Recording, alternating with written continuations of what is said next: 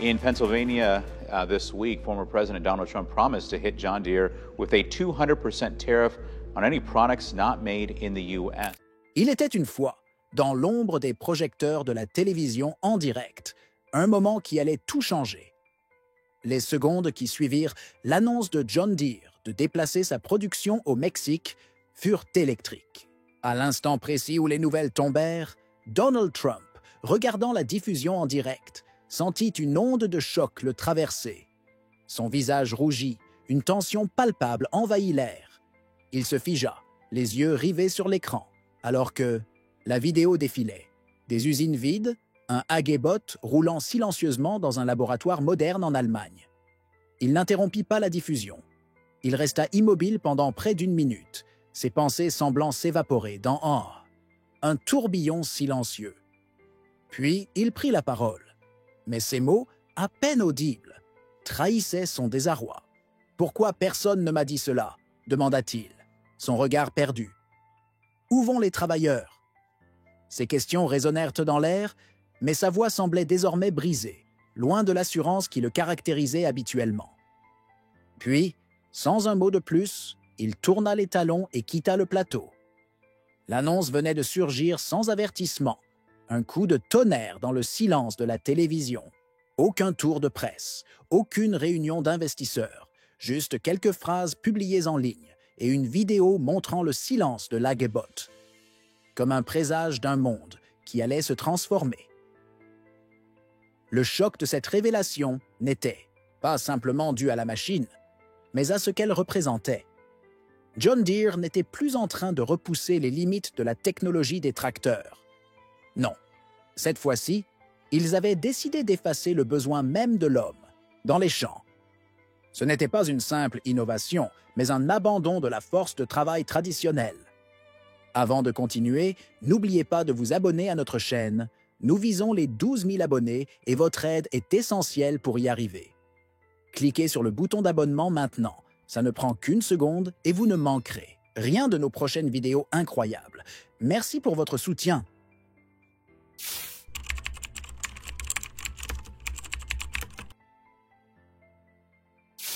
Dans les heures qui suivirent l'annonce, Trump ne tarda pas à réagir. Comme un homme piqué au vif, il se lança dans une attaque verbale féroce contre John Deere. En pleine conférence de presse, il accusa la société d'être déloyale envers les travailleurs américains, une trahison qu'il ne pouvait tolérer. Une entreprise qui choisit de quitter l'Amérique pour réduire ses coûts de production n'est plus digne de la confiance du peuple américain, clama-t-il, les poings serrés, le visage marqué par la colère. Ces mots étaient aiguisés, tranchants comme une épée, un avertissement clair à toute entreprise pensant abandonner l'Amérique au profit de l'étranger. Mais l'attaque ne s'arrêta pas là. Trump menaça d'imposer une taxe de 200% sur les produits John Deere fabriqués hors des États-Unis, une manière brutale de tenter de ramener l'entreprise dans le giron national. Si vous voulez déplacer vos emplois, alors vous devrez payer pour revenir, dit-il, sans détour. Le message était clair. Il n'y avait pas de place pour ceux qui abandonnaient le rêve américain. Le ton de la confrontation se durcit à chaque mot, et l'onde de choc de l'annonce de John Deere se propagea au-delà des frontières de Vincusi, l'entreprise. La réaction ne tarda pas à se faire sentir, alors que les réseaux d'information se précipitaient pour analyser les implications politiques et économiques de cette décision.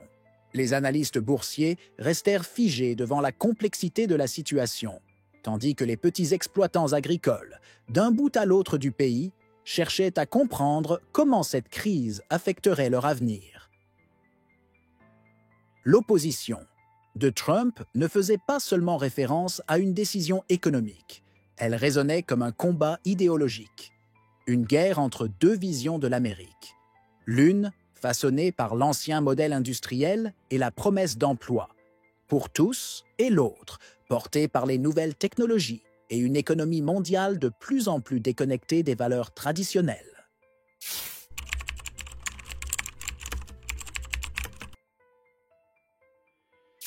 John Deere, cependant, ne se laissa pas intimider.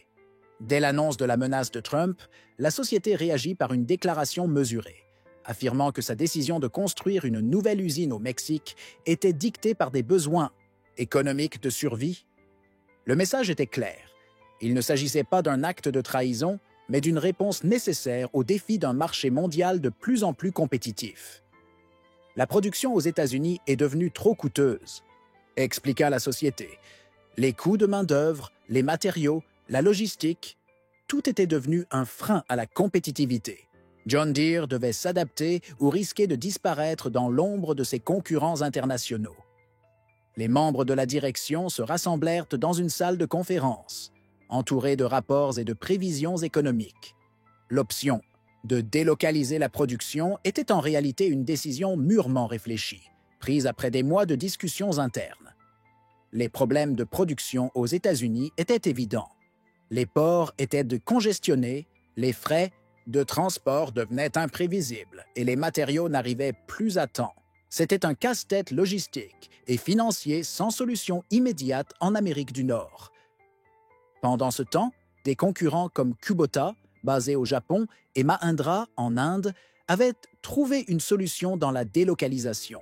Ils avaient déjà installé des usines en Asie, où les coûts étaient bien inférieurs et la production plus rapide. John Deere, face à cette réalité, n'avait guère d'autre choix que de suivre cette tendance. L'usine au Mexique, avec ses coûts de main-d'œuvre réduits de 70%, était la réponse logique à cette nouvelle ère de mondialisation. Mais pour Trump et ses partisans, cela restait impensable. L'idée même que l'une des plus grandes entreprises agricoles américaines se tourne vers le Mexique semblait une trahison de plus dans un pays déjà en proie à des changements sociaux et économiques profonds. John Deere avait choisi la mondialisation, mais cela ne signifiait pas seulement que l'entreprise se redéployait ailleurs.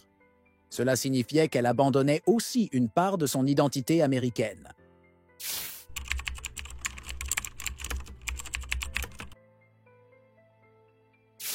Dans les petites villes rurales des États-Unis, là où les machines John Deere sont aussi emblématiques que les fermes elles-mêmes, la réaction fut immédiate. Les habitants, qui avaient grandi avec le bruit des tracteurs dans leurs champs et la marque inscrite sur leurs équipements agricoles, se retrouvèrent face à un dilemme déchirant. John Deere, l'icône de l'agriculture américaine, venait de faire le choix de se tourner vers le Mexique. Pour eux, cela n'était pas qu'une décision économique, c'était une trahison. Les agriculteurs, les travailleurs des usines et même ceux qui n'étaient pas directement impliqués dans la production ressentaient cette décision comme un coup porté à leur identité. Ils s'étaient toujours vus comme les soutiens d'une entreprise qui, à ses débuts, incarnait la force de l'Amérique rurale. Ce n'était pas simplement une question d'équipements agricoles, c'était une question de fierté, de tradition, de savoir-faire et de solidarité. Dans les cafés et sur les forums agricoles, les débats faisaient rage. Certains défendaient la décision de John Deere, convaincus que la mondialisation était inévitable et qu'il fallait s'adapter pour survivre dans un monde où les coûts de production dictaient les règles. D'autres, cependant, y voyaient un abandon pur et simple des valeurs qui avaient de fait de l'Amérique une nation prospère. L'argument de la compétitivité et des profits n'était pas suffisant pour effacer des années de loyauté envers une marque qui, pour eux, symbolisait la résilience et l'esprit de la terre. Les discussions se radicalisèrent. Ceux qui défendaient l'innovation et le progrès se heurtèrent violemment à ceux qui croyaient encore que la grandeur de l'Amérique résidait dans ses usines, dans ses travailleurs et dans son sol. Le choc entre l'ancienne Amérique industrielle et la nouvelle économie mondialisée n'avait jamais été aussi palpable, mais ce qui semblait être un simple changement d'orientation pour John Deere était bien plus qu'un tournant économique. C'était un test de loyauté et de valeur, un test qui allait redéfinir le lien entre une nation et ses travailleurs.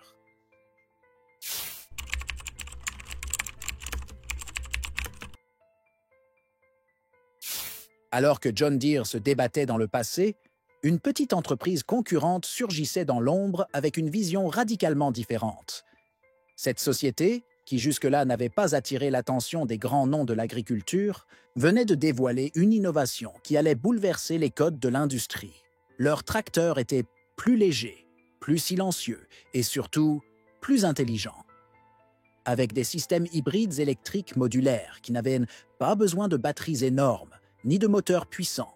Leurs machines fonctionnaient avec une efficacité jamais vue. L'ingénierie était simple, mais redoutablement efficace. Les premiers tests sur le terrain furent impressionnants. Le contrôle logiciel adaptatif permettait aux tracteurs de réagir instantanément aux conditions, du sol aux changements climatiques et même au type de culture qu'ils labouraient. En un mot, la machine s'adaptait à l'environnement et non l'inverse. L'impact pour John Deere était immédiat. Alors que l'entreprise américaine se battait pour moderniser des équipements datant des années 90, ce nouveau concurrent proposait une révolution. Ce n'était pas juste un nouveau tracteur. C'était un changement fondamental de la manière dont l'agriculture pourrait être menée à l'avenir. Pour John Deere, l'ironie était évidente. Alors qu'ils avaient été des pionniers dans le secteur pendant des décennies, la concurrence était maintenant non seulement plus rapide, mais aussi plus agile. L'entreprise rivale n'était pas prisonnière de décennies d'héritage. Elle n'avait pas de moteurs anciens à maintenir, ni de milliers de concessionnaires exigeant des mises à jour mineures. En fait, elle n'avait rien à perdre et tout à gagner. Pour John Deere, cette innovation allait bien au-delà de la simple concurrence. Elle représentait un défi existentiel. Ce n'était pas juste un autre tracteur. C'était une vision du futur que l'entreprise avait négligée, ou pire, ignorée. La pression interne monta rapidement. Les responsables commencèrent à murmurer. Les clients annulaient leurs commandes et les ingénieurs, impuissants, observaient cette nouvelle approche comme une rupture de l'ordre établi.